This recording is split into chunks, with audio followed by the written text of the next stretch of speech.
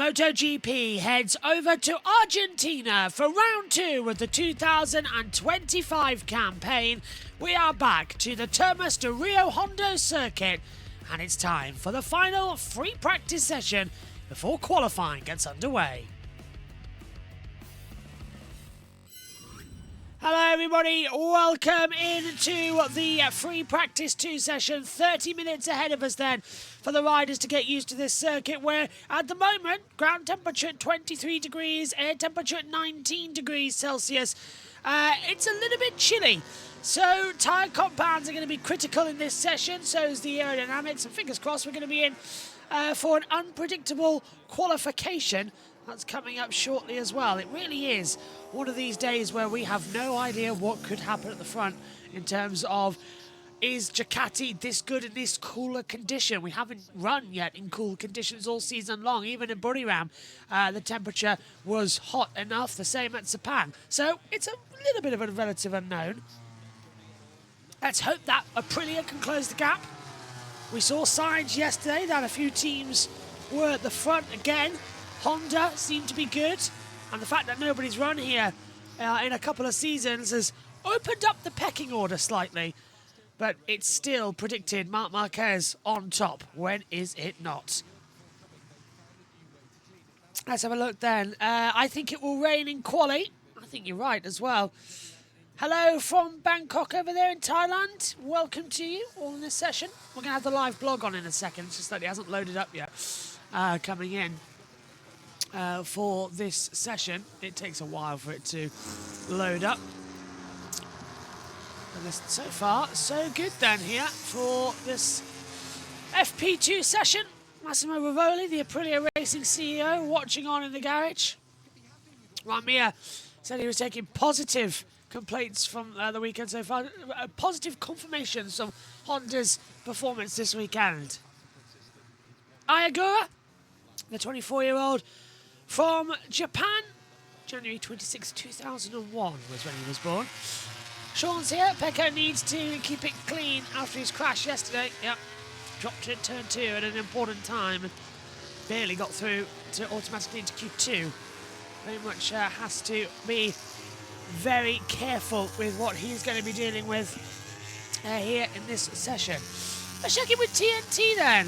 Is that what they say? Honda, as the weekend goes on, you want to dial that down a little bit, don't you? In terms of your tyre life, that kind of thing. But we've seen a lot of people, particularly through the likes of turn 6, turn 11, smoke pouring off the rear of some of these bikes. Yeah, absolutely.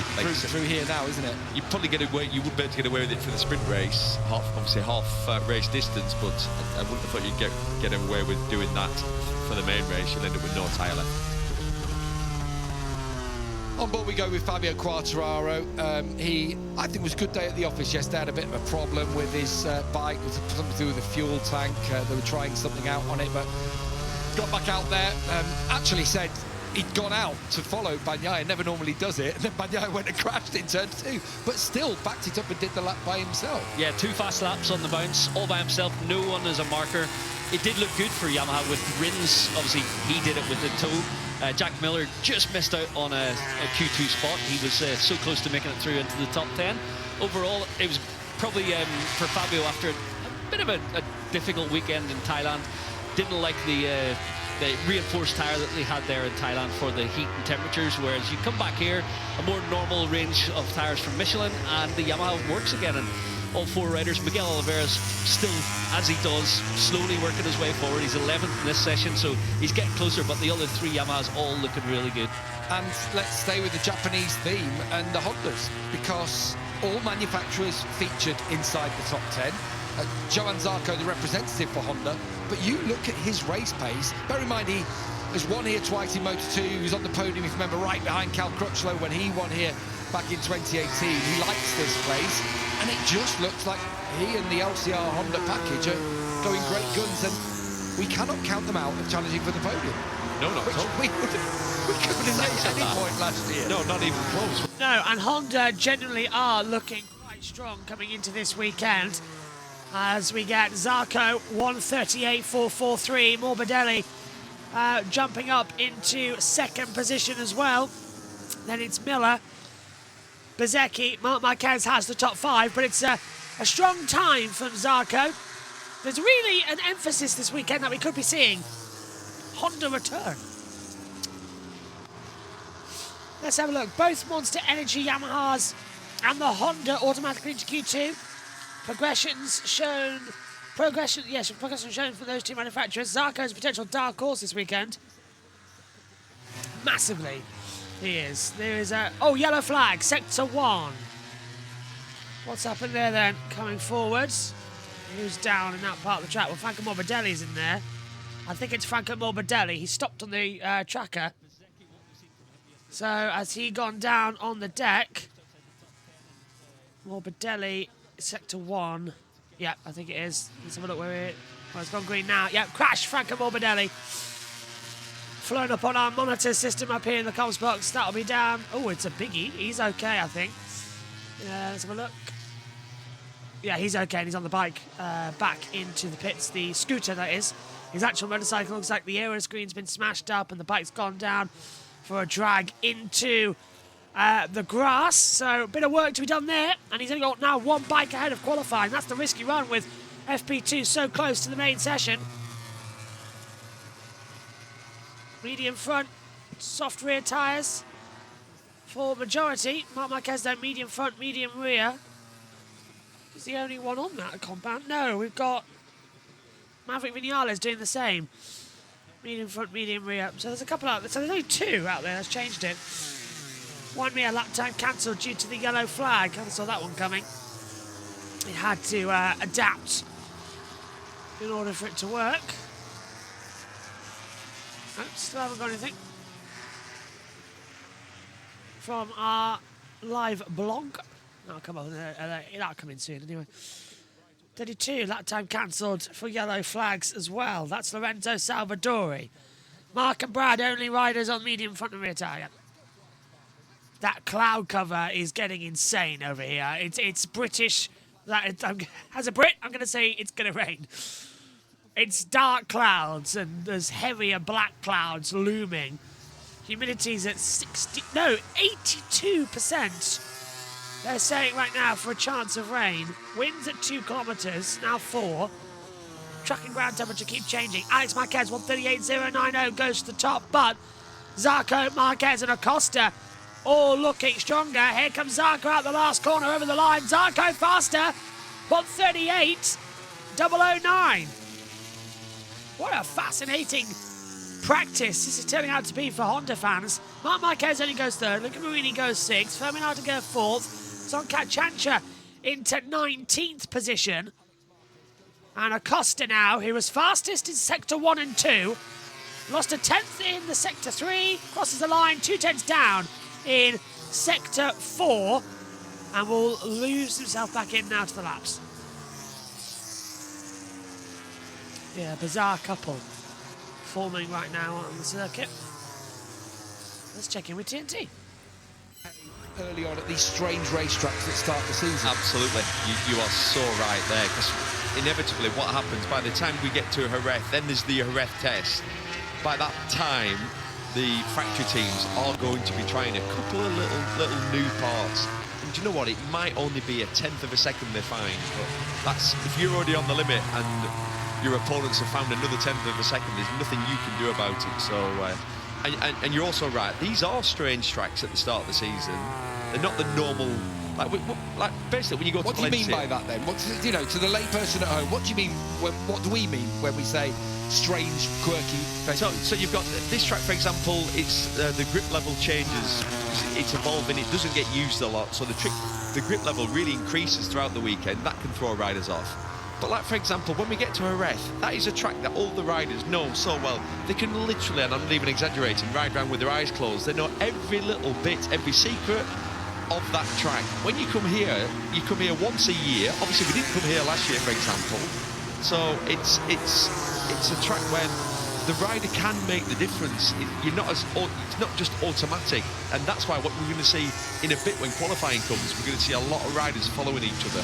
Because if you've got a marker in front of you, it will really help. Well, Vigi said himself yesterday he was one of those. He was following Marquez, who in turn had Rins behind him. Rins leapt right from 20th up into the top positions. Digi went up into 2nd. And there is an advantage to be gained, isn't there, from following? We heard Quartararo talk about it as Marquez. Alex lights up the rear. Especially somewhere, that last sector where you're braking, there's no obvious brake marker because you're sort of braking in the middle of the track. It's a blind sector. It's really peculiar. If you've someone in front, what you can do, you can just gain a couple of bike lengths and it turns into a 1/10 of a second. And then we're talking about Thailand, where we were. Again, another strange track, but where it's a bit of a drag strip, bit of a, it's quite a short track, really, quite an easy one to learn. But grip levels are always a bit strange. You take special tyres there. We go the same. Austin doesn't get used much, ripply, bumpy.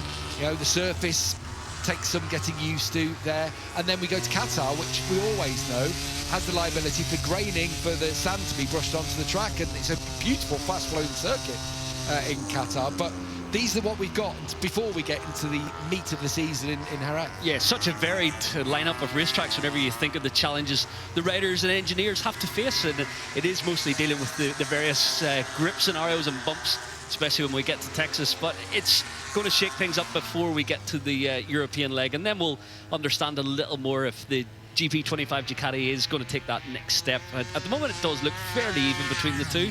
I think what we've seen from Alex Marquez, he's able to fight with Pecco on the older model, so that there's very little difference between them right now. What Pecco actually said last night was he called it the 24.7. Having dubbed it the 24.9, I was there and there's a bit of a wry smile. He said, today I would say it's the 24.7.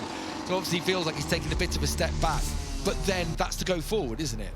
This is Frankie Morbidelli's Is it crash. turn 2, that? Yeah, in the background. again. Yeah. That's that crash we've seen so many times. Yeah, so many times around here. And there's a little flick of 3 and then you go onto the back straight. I thought it was going to be a bigger crash than it was, because the bike just looked, it must have just bounced a little bit. Yeah, so it looks like Bagnaya's gone back to a setting that is more like what he ran last year. Said it feels more comfortable with it. It makes sense. He said he'd been struggling to get the bike stopped, which has always been like his strong point. It's always what he's so good at. Yeah, that phase of the corner, isn't Yeah. it? Something Digi was actually saying about, obviously, the new bike as well. He said that's his strong part, is from entry to corner. He says, I'm not the latest breaker, but it's that corner entry bit. And he always was, actually, that carrying the pace down to the apex. And he said that's what he's actually, because he missed testing, he's having to work through it. He says he feels he gets quicker every lap, but clearly there's something in that bike, in the phase there, from, you've been on the brakes, and then you're releasing them and trailing it down to the apex. The last bit of deceleration to the apex is so critical in terms of the engine inertia, the engine brake electronics. Actually, chassis balance is a great deal to do with it too, and the feeling the rider gets from the front tyre. But marrying all those things together to get the optimum deceleration without too much slide from the rear, it takes a bit of figuring out, and that's the key to being able to extract the last little bit on these machines. And riders back and to it's so funny what Michael said. He's so right. So that's the team helping the rider. But Mark, for example, he wants less of that. He wants less engine braking. He wants to be able to control the bike. Well, we saw it yesterday when you were with Susie in the morning session. He just looked out of shape a lot, didn't he? Because it was giving him too much. Exactly. He doesn't want too much engine braking. He wants to control the engine braking with his foot and his thumb, using basically the rear brake. And that's where he can use his skill and his talent. Mark, you give me gloves and stuff. What you still can't believe is that a computer is still not better than the rider. If you know, as in, surely the computer AI now can give you optimum engine braking per corner. It must be able to calculate what you need, but it can't, because each lap's different. You're doing something slightly different. You're a fraction wider. Your brain knows that. You adapt, and obviously everything you do at that speed, you're doing subconsciously. Mark's not thinking, oh, I'll apply a bit more rear pressure. No, it's happening. Natural. It's natural. I always say it's like playing an instrument. If you're playing an instrument, you're not thinking, playing the piano well, you're not thinking what your fingers are doing. You just do it. Not that I can play an instrument. You looked at me, what's your instrument? I was like to say, the fool, you played the fool. That's very well. Very well. I think you're more of a triangle man. I can see That's Michael about the limit. Doing the full piano, organ, something like that, all the buttons and everything. And I weren't bad with the tambourine. to see you there along to the Happy Mondays. Yeah, miraculous. This is the sliding through turn 6. It's a lovely corner, isn't it, Michael? Out of the back straight, a kilometre long, 2/3 of a mile, should I say, down to turn 5, and then you've got to attack, haven't you, through that 6? Yeah, you're building out of turn 5, short shifting up the gears, and then you go into the lean angle phase, and the rear wheel, it wants to step out, it wants to spin, and you have to be a little bit patient. Over 25 laps tomorrow, the riders will have to temper their aggression a little, but I think this afternoon over 12 we'll see them hanging it a little bit loose, because it helps in terms of the lap time. It helps you steer the bike, just finish the corner off and drive down the hill towards turn 7. Riders heading out then onto the circuit for their second runs of the day before the session gets underway later for qualifying.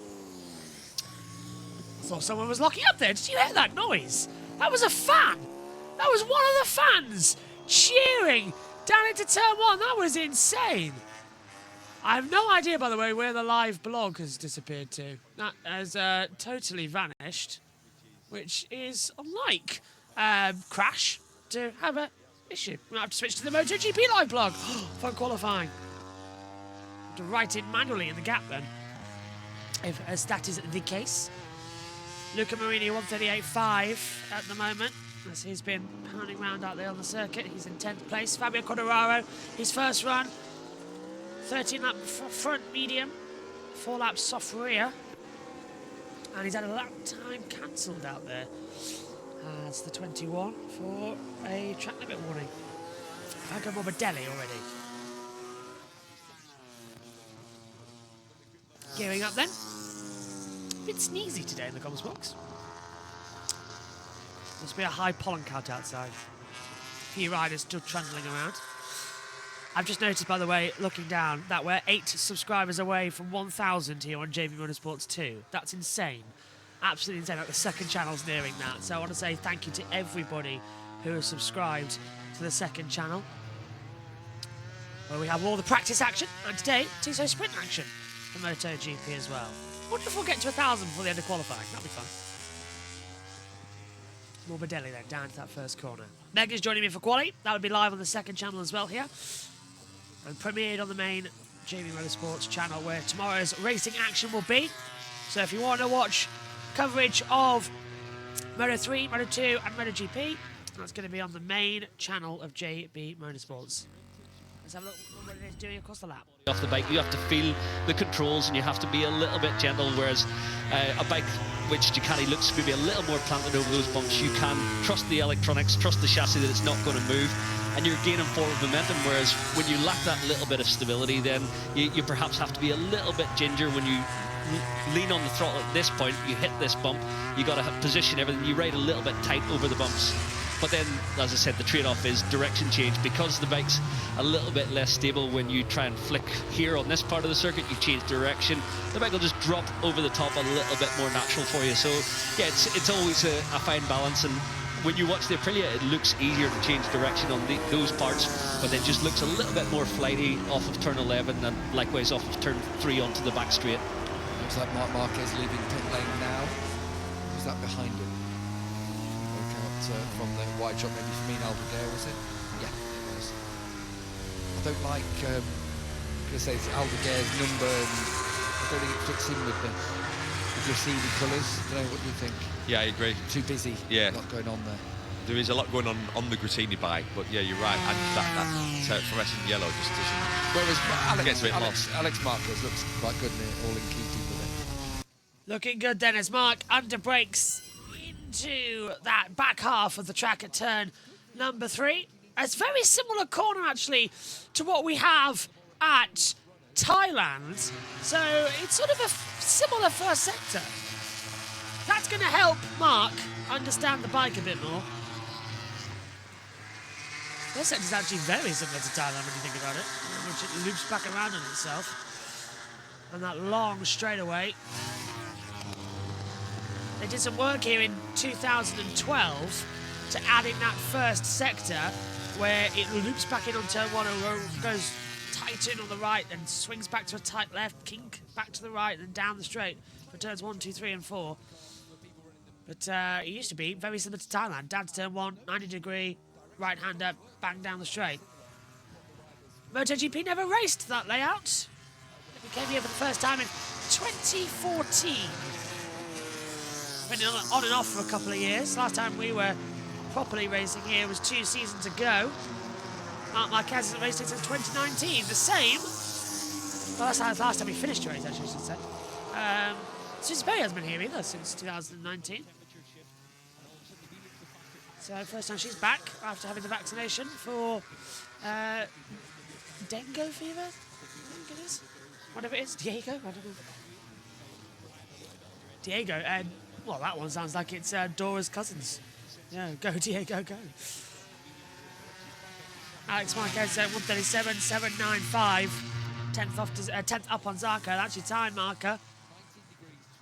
Still, I don't think we're going to see much improvement on these lap times in this session just because of how cool the track temperature actually is. And with old tyres, they're not going to put on a brand spanking new set to go into qualifying. We'll have that in Q1 and Q2, which is going to be very, very interesting. Miller's on the lap time.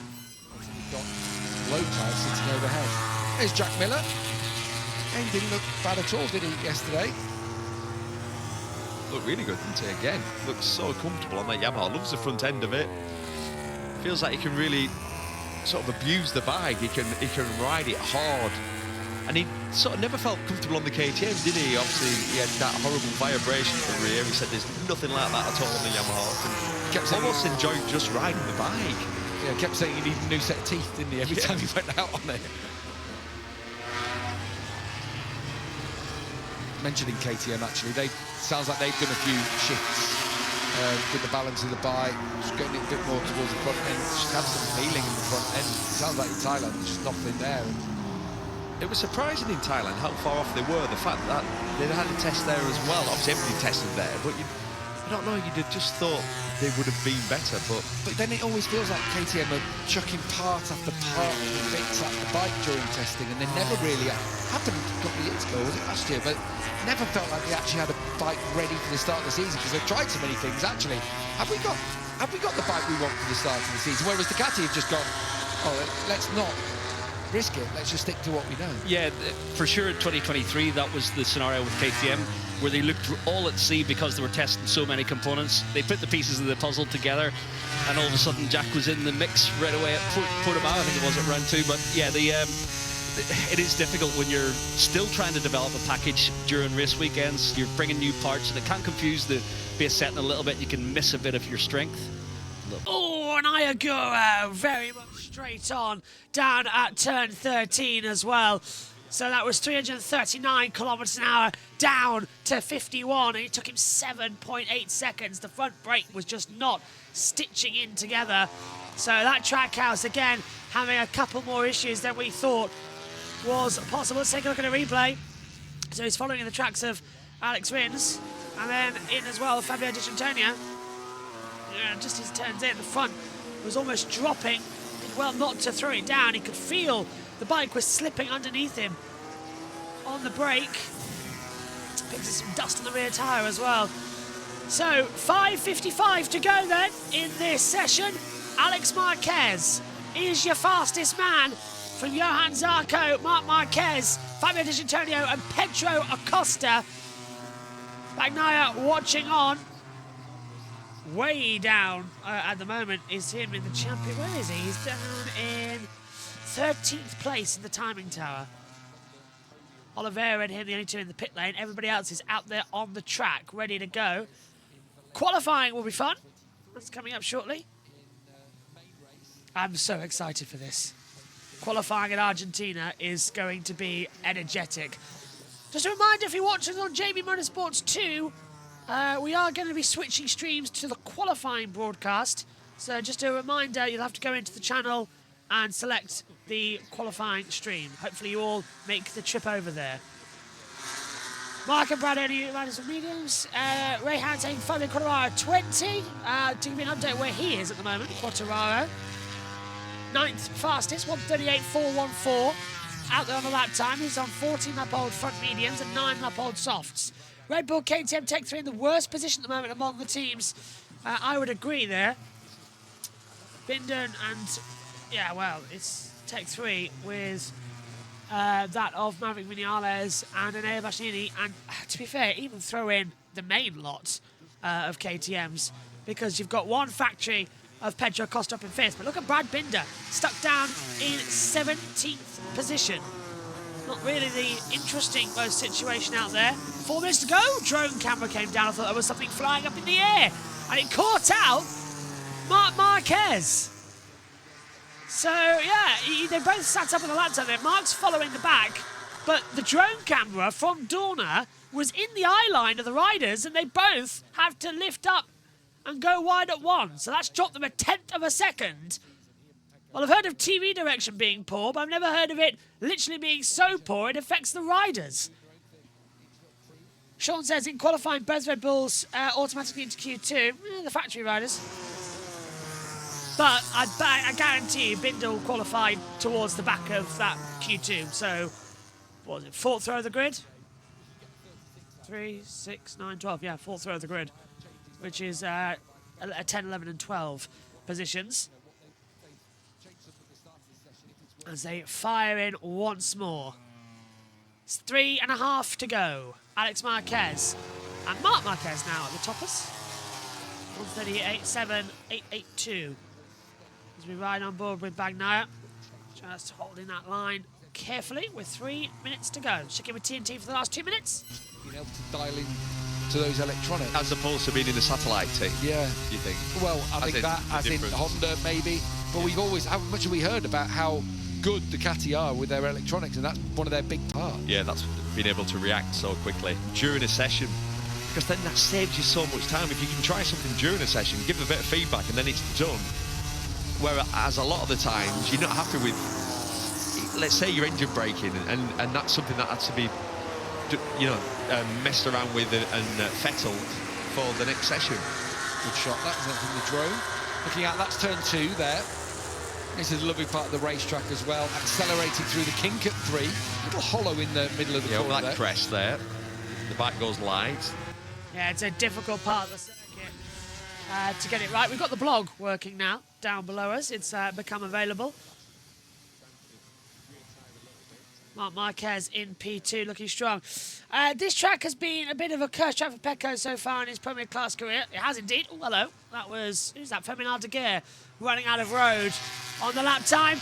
And 1,000 subscribers on JBMotorsports 2 has just flashed up on my screen. I would like to say thank you to everybody who has got us to this milestone on the second channel. JBMotorsports 2 is now monetized, 1,000 subscribers. Thank you, everybody. That means so much. To do it once on YouTube was an honor. To do it the second time is an absolute privilege for all of you motorsport fans out there. And I hope you enjoy the coverage we bring you across the networks as well. That is absolutely fantastic. Thank you very, very, very much. So into the final 60 seconds then of this second practice. Marc Marquez will come across the line. And is it going to be any better? No, it's a 138.526, so slightly off the pace there. 7/10 down on Alex's best lap time. Bagnaia and him on the last ones now. We'll have some practice starts, so it's not completely over. I agree with you, Sean. Perfect time to get it before qualifying. Gives us all a bit of a boost going forward. 137, 705, Davide Tardozzi and Gigi Delineo talking together on a replay here at super slow-mo cameras. And Davide Tardozzi going in super slow motion was quite funny to see.